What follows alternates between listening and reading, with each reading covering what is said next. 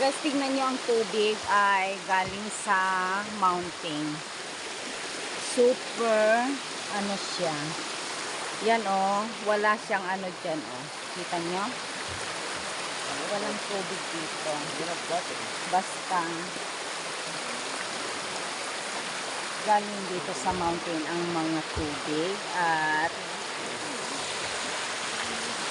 lumalabas dyan sa mga ano. Lumalabas dyan sa vegetation. Ayan siya eh. Lahat yan.